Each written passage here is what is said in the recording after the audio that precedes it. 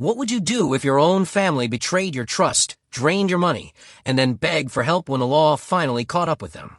That's the choice I faced after 40 years of sacrifice.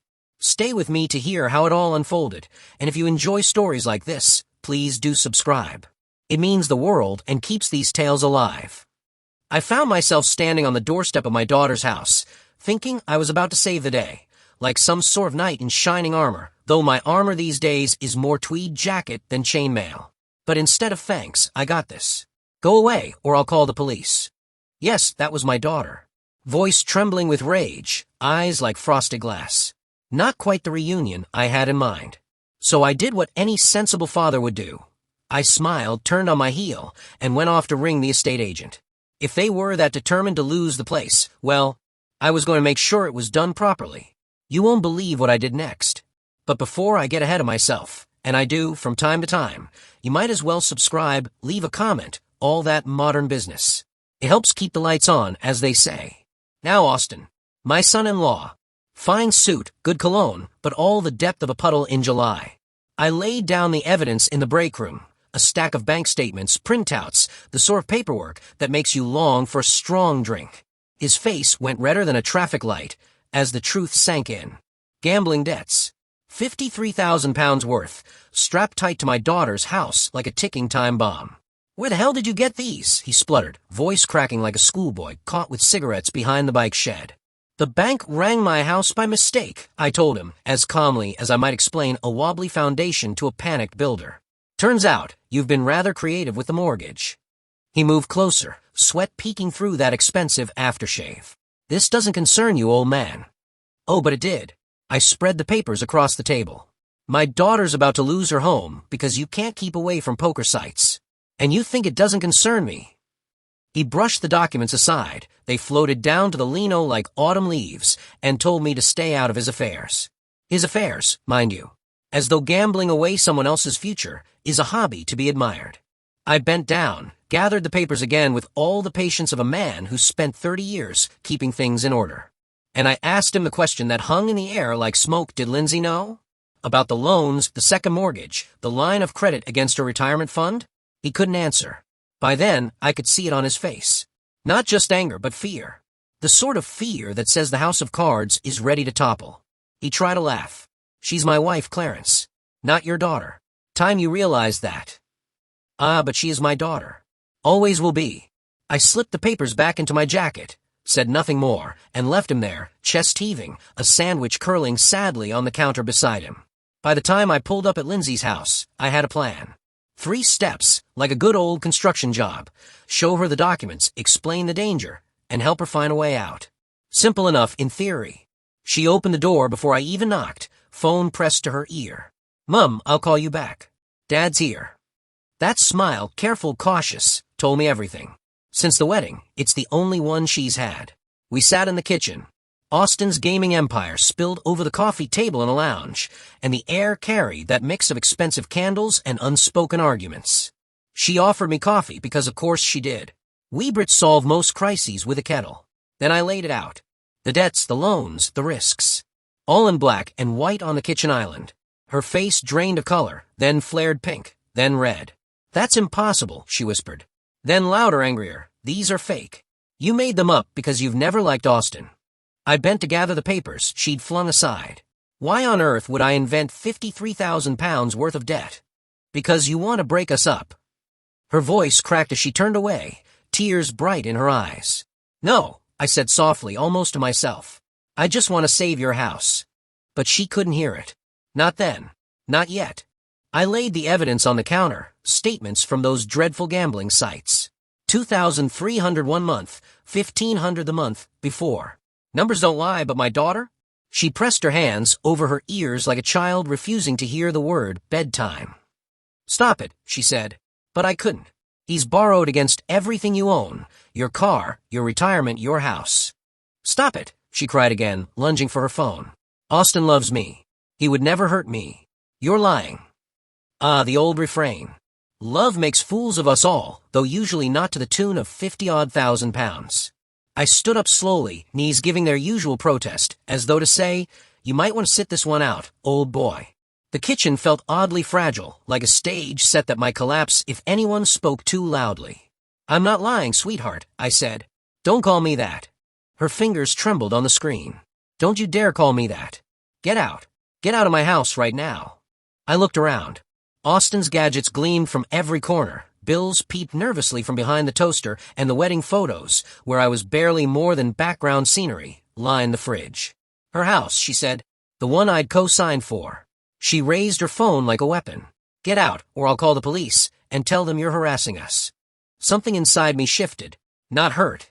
I'd left hurt somewhere between the coffee maker and her covering her ears. No, this was colder. Clearer. So I smiled. That unsettled her. She'd been bracing for anger or begging, and instead got a polite smile and me folding up my papers with the same care I'd shown in Austin's break room. "You'll call the police, then?" I asked quietly. "Yes," she said, though her face betrayed just a flicker of doubt. "On your father, who's trying to save your house." "You're not saving anything," she snapped. "You're trying to ruin my marriage." I paused in the doorway, turned once more. "I hope Austin's worth it," I said. "He is. And the house, too." Then I let myself out. Through the window, I saw her still clutching the phone, already calling Austin, no doubt warning him about crazy dad and his fake documents. She looked small there, framed by those expensive curtains, surrounded by things bought on borrowed money. My little girl, who once sat on my lap, helping me balance the checkbook. Who used to trust me with everything. The car started on the first turn, faithful as ever, like so many things in my life used to be. I drove home slowly, already planning my next step. Someone who understood paperwork would listen. Someone who knew the weight of a co-signer's signature. My house greeted me with silence. Too much of it. I dropped my keys in the little wooden bowl Lindsay had made in school, 7th grade woodshop, lopsided but solid, and moved through rooms that felt suddenly too large for one man. The coffee maker burbled into life, steady as a metronome. I stood by the window, looking out at the garden where the citrus trees were heavy with fruit. February in Florida, or as we used to call it back in England, a proper summer's day. But the harvest would be mine alone. Everything I'd built, everything I'd maintained, now rang hollow, like a house with all the tenants gone. The coffee was strong and black, the way I'd drunk it in the early years, when cream was a luxury and overtime was a way of life. I settled into my father's old recliner, cup in hand, and the memories surfaced. 1994, Lindsay was 7, gap-toothed and curious about everything. Why did Daddy work so many nights? Because Daddy wanted to keep the bank off our backs, that's why. 12-hour shifts at the engineering firm, then 6 more at the concrete plant. 18 hours a day, so we could pay the mortgage early. "Why do you pay extra, Daddy?" she'd asked once, perched on my lap, while I filled out the payment stub. "Because the bank charges interest," I explained, and I still remember the way she nodded, as though she understood compound interest at 7 years old. "So we'll own the house faster?" "That's right, sweetheart. So it'll really be ours." And oh, the irony. 30 years later, and my careful sums were vanishing into the bottomless pit of online poker. I thought of the holidays we never took, the broken water heater that stole the Disney trip, the peanut butter sandwiches that paid for her textbooks. All the careful choices made so she could grow up debt-free. Austin had never worked a night shift in his life. Never calculated a mortgage payment or chosen between bread and petrol. He lived in a world where money simply appeared and consequences were stories for other people. And Lindsay, my Lindsay, had chosen that world over mine. By the time I noticed, my coffee had gone cold. I set the mug beside her graduation photo, the proud, smiling girl who'd started university with no debt because her old man had planned it all since she was 7. "I did it all for her," I said into the silence. And I had. But that wasn't true anymore, was it? Because now, the girl who'd once traced the numbers on a check stub had threatened to call the police on her own father. And that left me with a choice. I could walk away. Let Austin's addiction devour everything. Watch 30 years of sacrifice crumble because my daughter preferred comfortable lies to awkward truths. Or I could fight. Not as a father trying to save his little girl. That part of me had been left behind in Lindsay's kitchen when she covered her ears and called me a liar. No, I would fight as a man cheated. A man whose work and equity and very dignity were being tossed away like loose change. And as the house settled with its familiar creaks, steady as it had always been, I realized this was no longer about saving Lindsay. This was about saving myself. Now, Austin's philosophy was always rather different to mine. He believed in borrowing against tomorrow, so he could enjoy today, champagne tastes on an IOU. Whereas I've always thought it best to work hard today, so tomorrow doesn't come knocking with a bill. Time, I decided, to see which philosophy could withstand a proper stress test. I stood, stretched, and felt my muscles remind me of all the years I'd spent lifting concrete bags and crawling beneath houses to check foundations. My body may creak these days like an old gate in the wind, but my mind still ticks along like an engineer's. Problem, resource, solution. Austin and Lindsay thought they held all the cards because they lived in the house. What they'd forgotten was this: I still held the paperwork. So off I went to the filing cabinet. My pride and joy. Organized with all the precision I once gave a building sites, only without the hard hat. Alphabetized, dated, cross-referenced, a system so neat even my past self would have been impressed.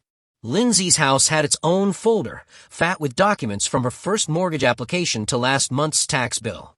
I spread them across the desk under the lamp I'd installed myself last year, LED. Naturally, an engineer's heart loves efficiency.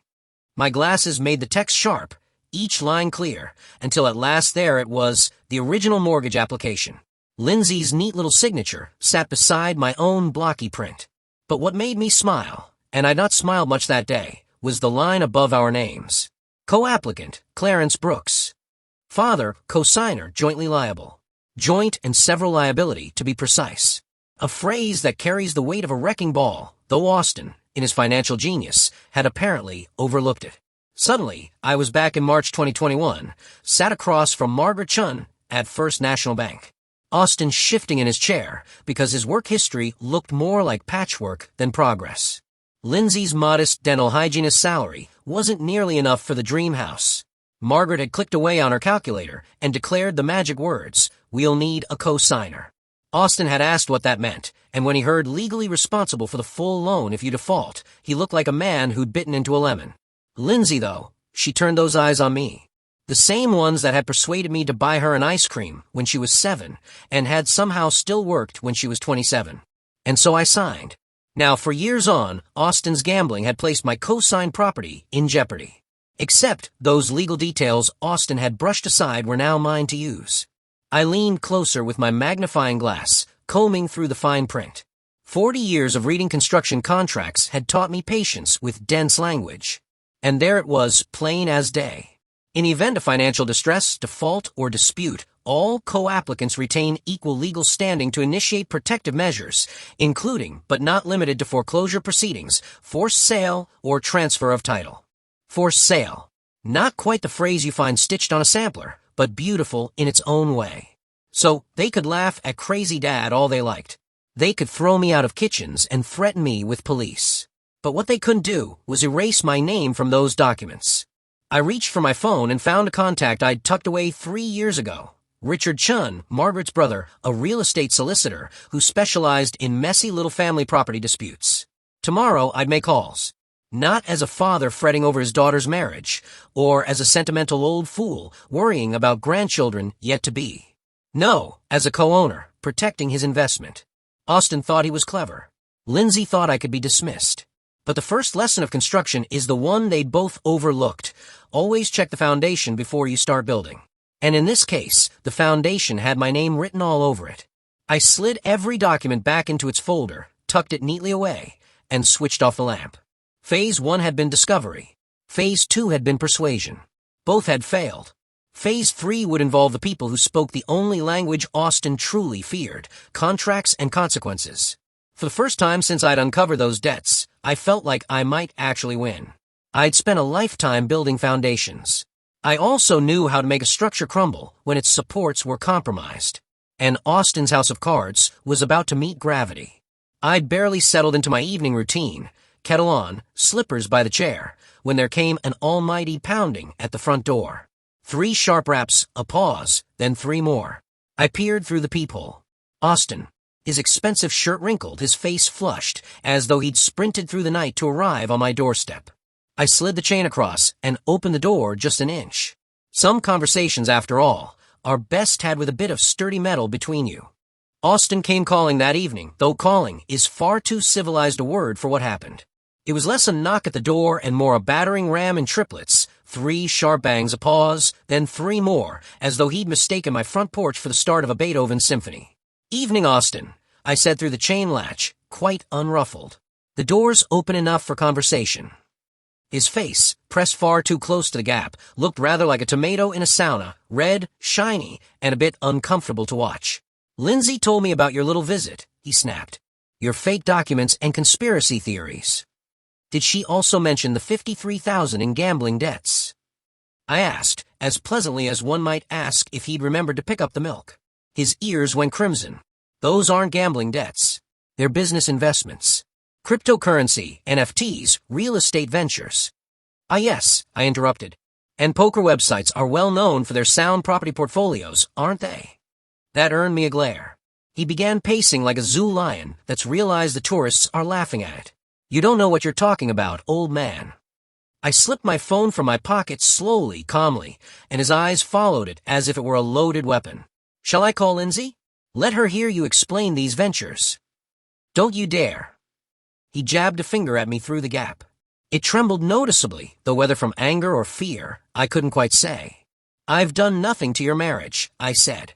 "Your gambling habit is taking care of that on its own." "Not an addiction," he barked, slamming his palm against the door. "I have a system. I was making money until—" He stopped short, words clamped behind his teeth, like prisoners rattling their bars. "Until what?" I asked mildly. His reply was a muddle of bluster, ending with the usual refrain, "Stay out of our business." And then came the threat, not a good one, mind you, but the sort of vague menace usually reserved for bad detective novels. Lonely old men living alone, accidents happen. Now, I've been threatened before, and by professionals at that. Contractors in tight corners, union reps with red faces, even the odd furious homeowner. Compared to them, Austin looked like a schoolboy who'd borrowed his father's suit. Still, the whiff of whiskey on his breath made the whole act wobble. "Are you threatening me, Austin?" I asked, still polite, though I imagine my eyebrow had done something rather eloquent by that point. "I'm explaining reality," he muttered, then stepped back, smoothing his crumpled shirt as though that restored his dignity. "Stay away from us, Clarence. I mean it." He stomped off to his BMW, the sort of car bought by men who want you to think they're doing far better than they are, and tore out of the drive with a squeal of tires. You could practically hear the finance company toot-tang from here. I locked the door, poured myself a small whiskey, for medicinal purposes of course, and considered the encounter. His attempt at intimidation had had precisely the opposite effect. Instead of backing me into a corner, it confirmed what I already knew. The only way forward was legal action. So the next morning found me in Richard Chen's office, glass walls, skyline views, the whole modern efficiency package. He was as steady as I remembered, the sort of man who could tell you your house had fallen into a sinkhole and somehow make you feel it was all rather manageable. "Your daughter's place?" he asked, as we spread out documents. "That's the one," I said. "Let's focus on the numbers." Numbers, at least, don't lie. Not like people do. After some tapping and scrolling, Richard looked up. 460, maybe 470, with the right buyer. Not bad, considering they'd paid $340. I made neat notes in my little pocketbook. Engineers and accountants share that same quiet affection for figures behaving themselves. When Richard asked about the mortgage balance, I added $293, plus the $53 Austin borrowed. His eyebrow twitched in the way good professionals betray surprise only in the smallest possible increments. Additional borrowing, secured against the property.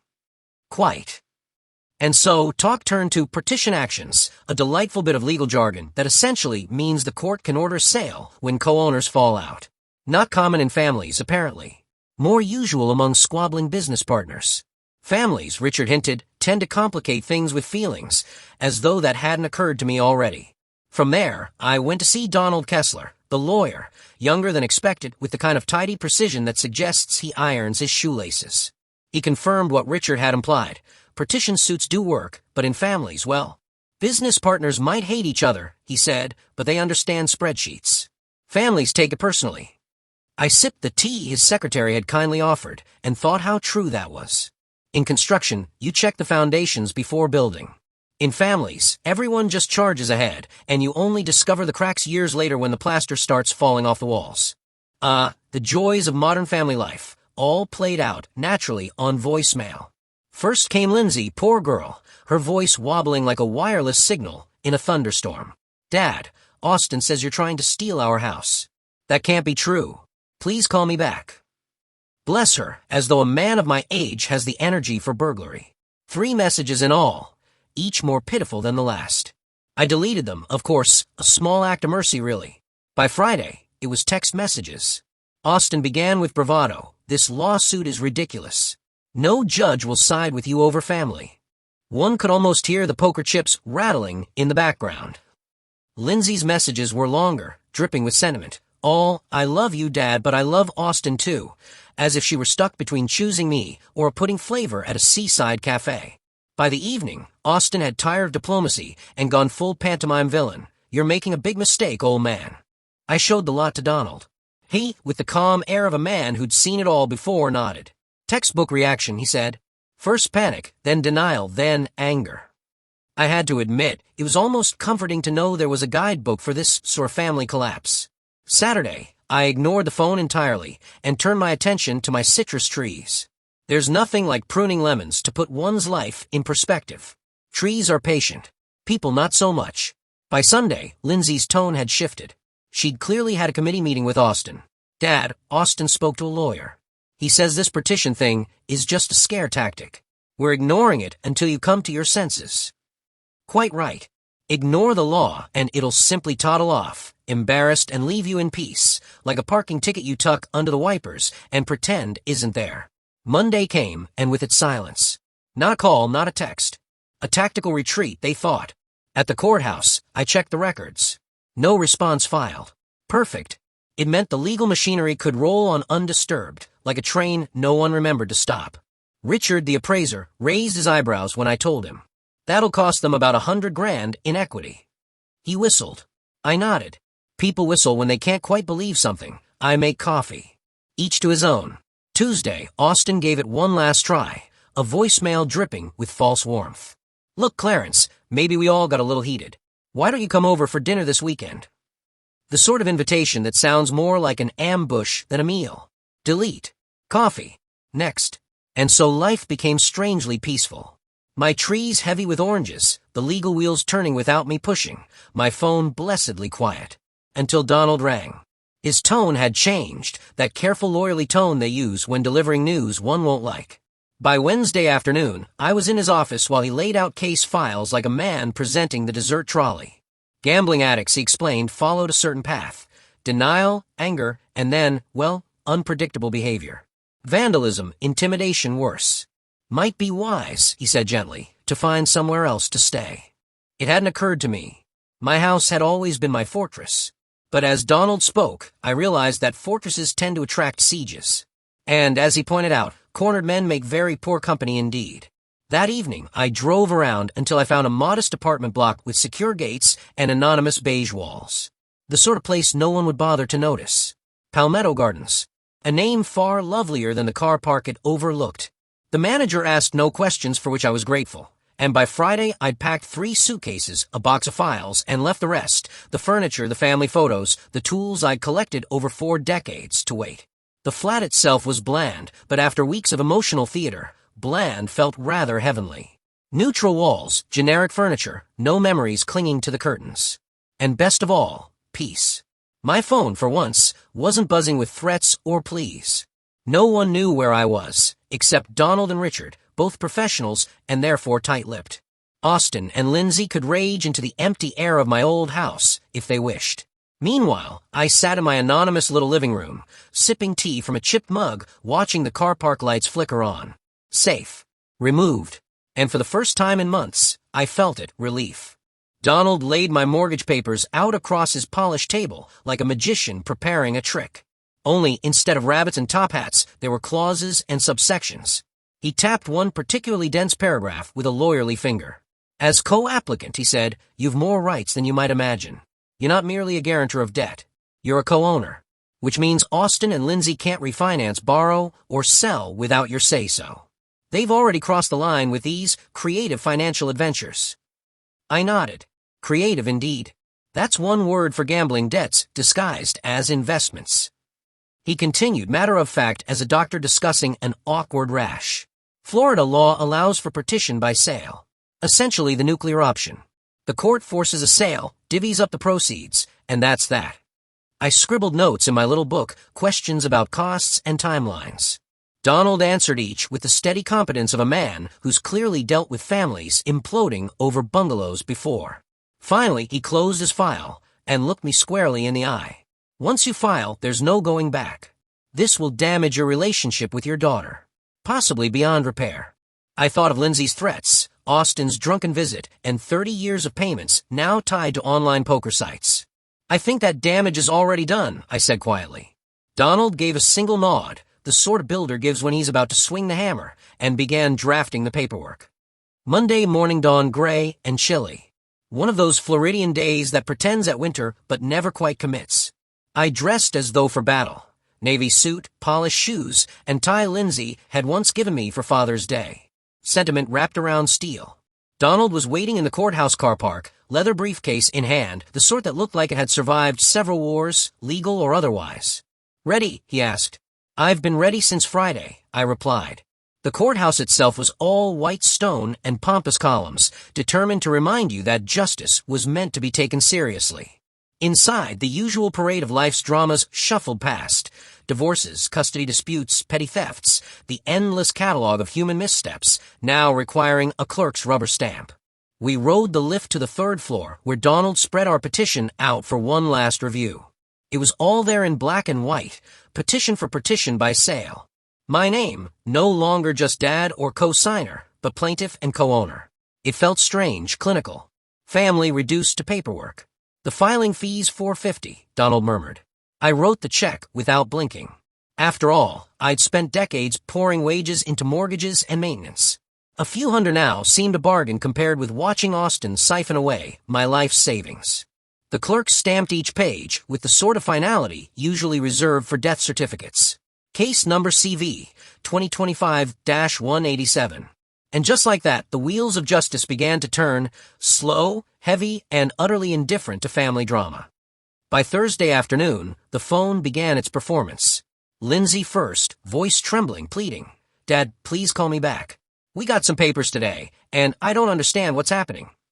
Then Austin, blustering like a man who'd just been told the pub was out of lager. "What game are you playing, old man? You think you can scare us with legal papers? This is family business, not some courtroom drama." And then Lindsay again, voice cracked with tears. The phone buzzed and rang, rattling on the kitchen counter like an impatient child denied sweets. I let it ring, made a cup of coffee, even picked up a book. For the first time in weeks, I felt the balance shift. No more pleading, no more threats. The matter had moved from the messy world of feelings into the orderly world of ledgers and law. And between us, I've always preferred ledgers. The great difference, you see, was that now I could watch the whole circus from a safe distance, cup of tea in hand, without worrying about lions leaping out of the ring. Austin's gambling? His problem. Lindsay's stubborn denial? Entirely her choice. And the consequences? Well, for once, they weren't mine to tidy up like spilt sugar on the kitchen counter.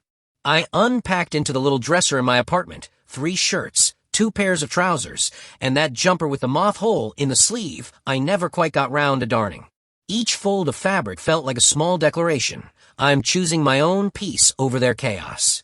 After 40 years of being the reliable one, the man who turned up on time, paid his bills, and fixed the wobbly shelf no one else could be bothered with, it was rather liberating to be looking after my own affairs. From my window, I could see the courthouse clock tower, 6 blocks away. A solid thing of stone and brass that ticked on, unbothered by family dramas. And just when I was beginning to enjoy the quiet, my phone buzzed. Richard, ever punctual, the appraiser, had finished his evaluation. 20 minutes later, the real show began. Lindsay ringing, then Austin, like a pair of badly rehearsed actors vying for center stage. Lindsay's voice, all tremble and panic. "Dad, there was a man at the house, measuring everything, taking photographs. He said it was court-ordered. Please call me." Austin, on the other hand, was pure thunder. "Clarence, you're embarrassing us in front of the neighbors." I almost felt sorry for the neighbors, who surely hadn't signed up for a front row seat. Almost.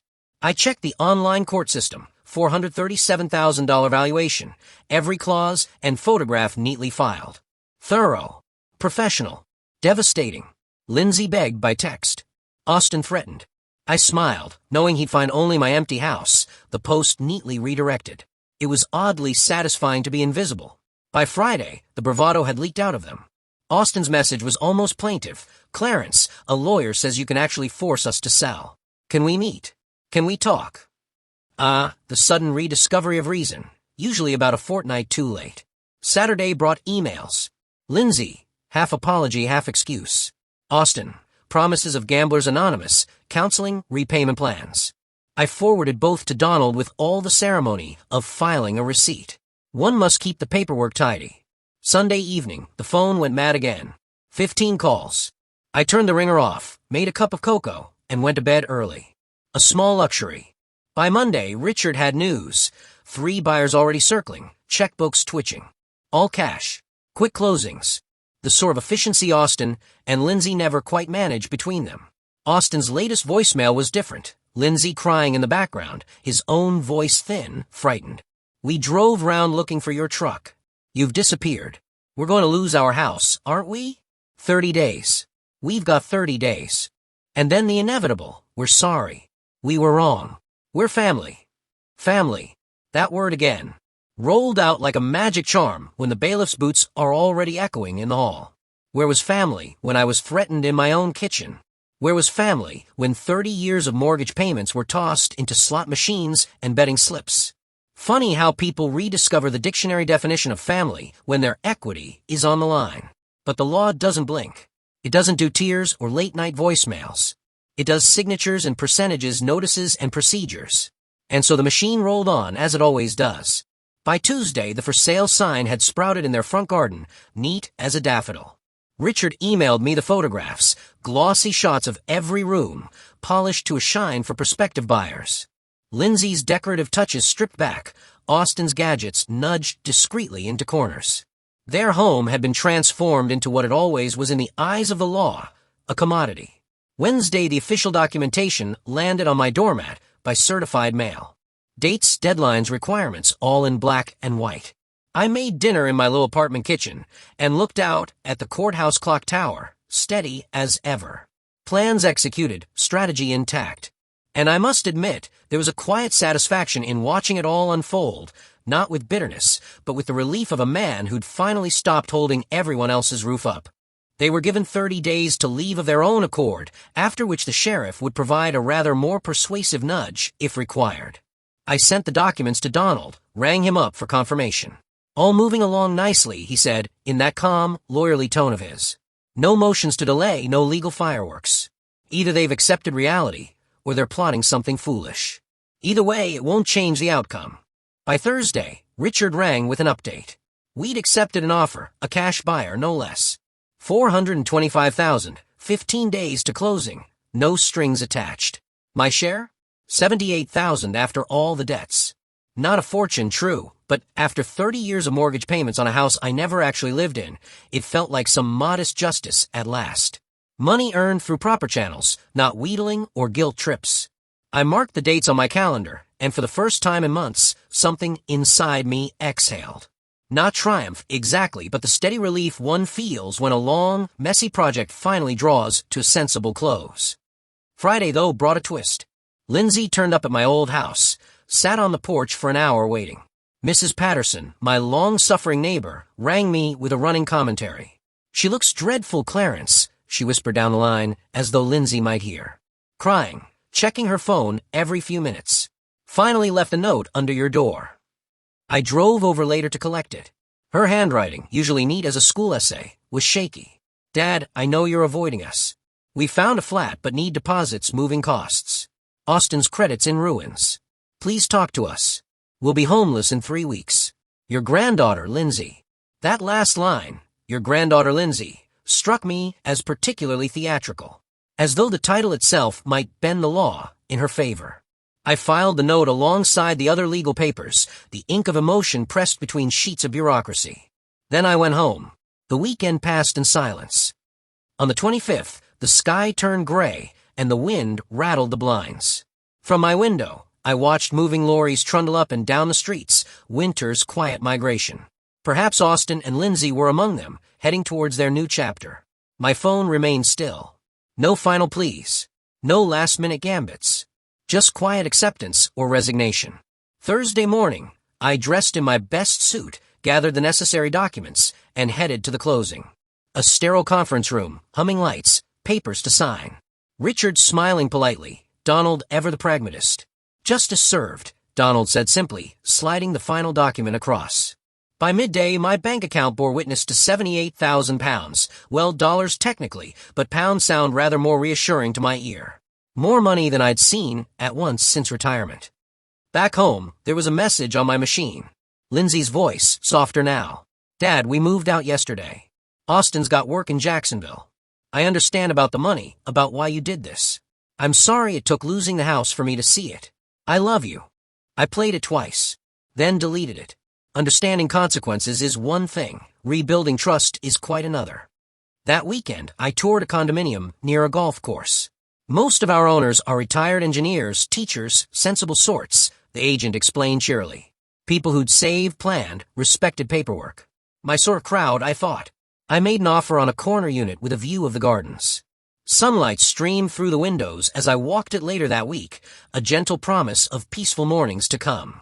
Austin and Lindsay had their lessons, expensive ones at that. I had mine too. Kindness is not weakness, and the law has its own steady rhythm, far firmer than family tears. And so one chapter closed and another opened.